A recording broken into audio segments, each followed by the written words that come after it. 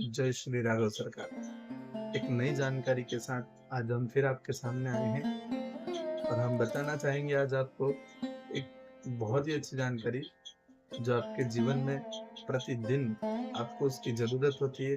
आपके मन में बहुत प्रश्न उठते होंगे कि पूजा जो हम करते हैं प्रतिदिन भगवान की, वो किस प्रकार की जाए? कैसे पूजा करने से पूर्ण फल प्राप्त होगा? तो हम आपको बताना चाहेंगे कि शास्त्रों में 4 प्रकार की पूजा वर्णित है। पहली पूजा मानसिक पूजा होती है, दूसरी पूजा पंचोपचार पूजा होती है, तीसरी पूजा षोडशोपचार पूजा होती है और चौथी पूजा राजोपचार पूजा होती है। तो ये 4 प्रकार की पूजा पद्धति है। इस पूजा पद्धति में सबसे पहली जो मानसिक पूजा है, यह पूजा है मन से पूजा।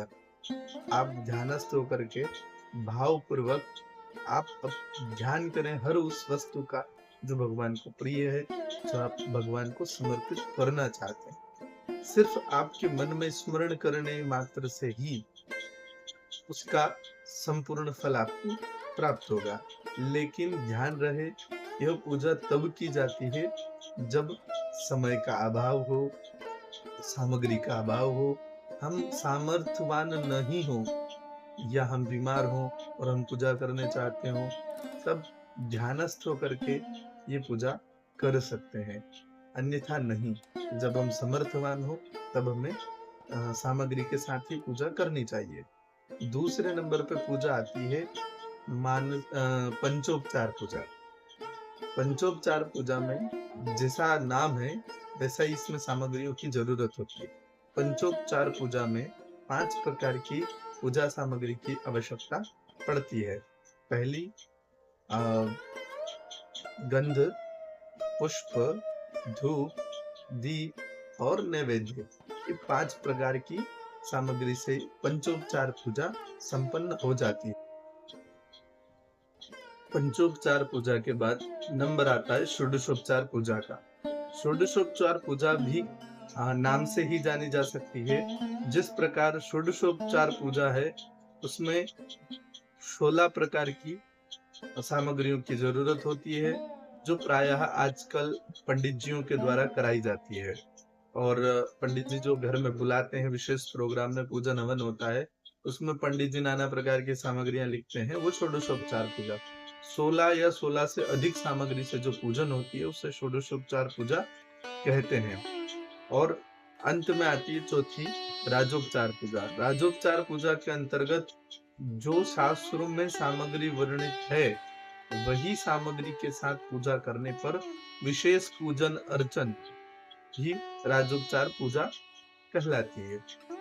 तो अब विषय नंबर आता है कि हम अपने जो घर में विराजमान देवता है, जो हम घर में छोटा सा मंदिर बनाते हैं, जो दैनिक हमारे जीवन में हम मंदिर नहीं जा पाते हैं और हम घर में ही भगवान का पूजन करना चाहते हैं, तो उनका पूजन किस प्रकार हो, प्रमुख विषय अपना यही है।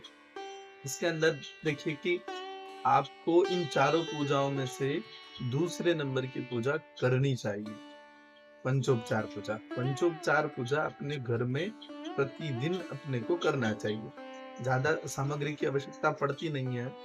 गंध, भगवान को तिलक लगाना, स्नान के बाद तिलक लगाना, पुष्प, गंध, अक्षत चढ़ाएं, पुष्प, फूल चढ़ाएं, धूप, दीप और नैवेद्य, ये भगवान को भोग लगाना, ये पंचोपचार पूजा। ये सामान्य रूप से हम प्रतिदिन करना चाहिए।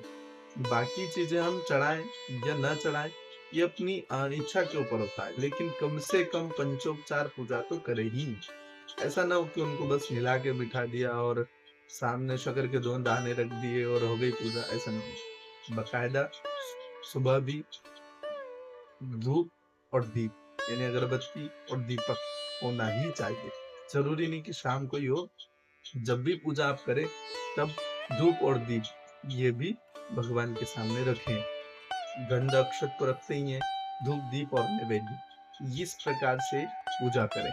कोशिश करें जब हम घर में पूजा करें तब मंत्रों का उच्चारण करें।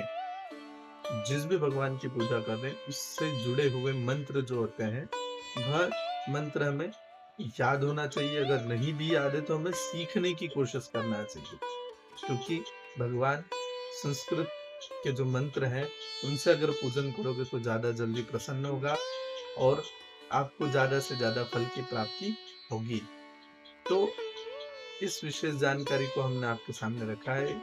आशा करूँगा कि आप हमसे जुड़े रहें और नई-नई जानकारी आप हमसे प्राप्त करते रहें और अपनी जिज्ञासाएँ हमारे सामने रखें।